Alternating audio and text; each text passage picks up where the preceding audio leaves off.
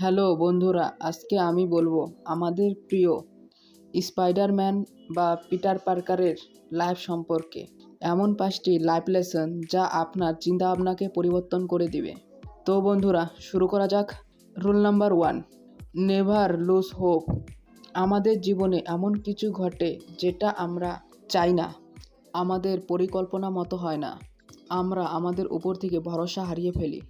যখন স্পাইডারম্যান তার Real identity থাকে না, তাকে সেরকম প্রবলেম ফেস করতে হয় সচরাচর যেটা আমাদের লাইফে ফেস করে থাকি। সেটা রুম রেন্ট দেওয়া হোক বা সেটা কলেজের খারাপ ছেলেদের সঙ্গে ডিল করা। এত সব কিছুর মধ্যে স্পাইডারম্যান তার হোপ ছাড়েনি এবং সে তার লাইফের ওই জিনিসগুলি ইগনোর করে যেটা তাকে যন্ত্রণা দেয়।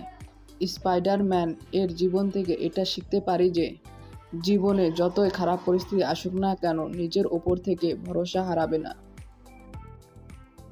রুল নাম্বার 2, অলওয়েজ হেল্প আদার। স্পাইডারম্যান যখন তার রিয়াল পাওয়ার হারিয়ে ফেলে এবং সে সাধারণ মানুষের মতো হয়ে যায়, তবুও সে অন্য মানুষের হেল্প করার চেষ্টা করে।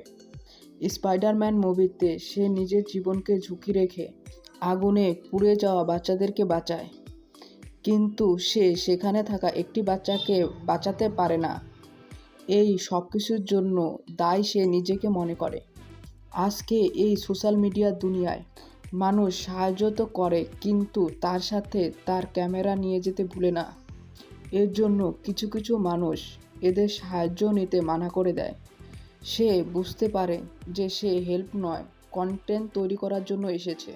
মানুষকে এমনভাবে হেল্প করো যাতে ডান হাত হেল্প করলে বাম হাত জানি বুঝতে না পারে। Rule number 3, ask for help. Spiderman মুভিতে যখন স্পাইডারম্যানের হেল্পের প্রয়োজন হয়, তখন সে তার বন্ধুকে হ্যারির কাছে হেল্পের সাহায্য চায়। এই হ্যাবিটটা বড় বড় মানুষের মধ্যেও দেখা যায়, যেমন ব্ল্যাক প্যান্থার মুভিতে টিচালা এবং আয়রন ম্যান মুভিতে আয়রন ম্যান ব্রুস ব্যানারের কাছ থেকে হেল্প নেয়। এবং আপনি যতই বুদ্ধিমান এবং যতই শক্তিশালী হন না কেন, আপনি একলা সব কাজ করতে পারবেন না। আপনাকে মানুষের হেল্প নিতেই হবে। কোনো কাজ করতে হলে অলওয়েজ একটি টিমের প্রয়োজন হয়। Try to understanding elder feeling. Spiderman মুভিতে পিটার পার্কারকে সবসময় কষ্ট দিত। তার আঙ্কেলকে যে হত্যা করেছে তাকে সে আটকাতে পারেনি। তার আঙ্কেল যাওয়ার পর সে বুঝতে পারে যে এই অনুভবটা তার জীবন পাল্টে দেয়। পিটার বুঝতে পারে তার আঙ্কেলের সঙ্গে সে কথা না বলে কতটা খারাপ কাজ করেছে তার সাথে। পিটারের আঙ্কেল সবসময় তাকে ভালো উপদেশ দিত, কিন্তু সে বুঝতে চাইতো না। আপনিও আপনার গুরুজনদের কাছ থেকে উপদেশ শুনুন এবং তাদের মনের কথা বোঝার চেষ্টা করুন, এবং সে কি বলতে চাচ্ছে এবং কি বোঝাতে চাচ্ছে।